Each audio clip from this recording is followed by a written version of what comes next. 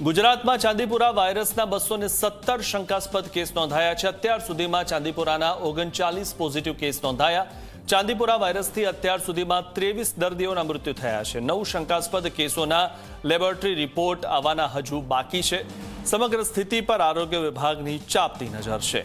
ત્યારે ચાંદીપુરાના જે કેસ છે તે સતત વધી રહ્યા છે। આ વિશે વધુ માહિતી મેળવી અમારા સંવાદદાતા હિતલ પારેખ પાસેથી। હિતલ, જે રીતે ચાંદીપુરાના કેસમાં સતત વધારો થઈ રહ્યો છે, શંકાસ્પદ કેસ પણ નોંધાયા છે, શું વધુ માહિતી?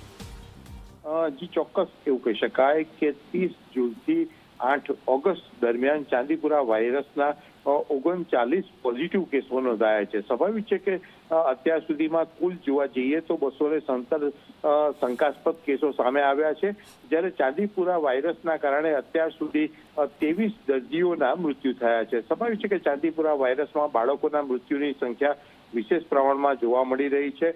અત્યારે 217 શંકાસ્પદ કેસોમાંથી 208 લેબોરેટરી પરીક્ષણના પરિણામ જાહેર થઈ ચૂક્યા છે, જ્યારે 9ના કેસોનું લેબોરેટરી પરીક્ષણનું પરિણામ હજુ આવવાનું બાકી છે।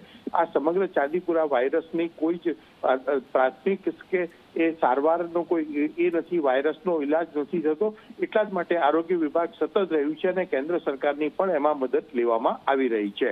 જી આભાર હિતલ, માહિતી આપવા બદલ।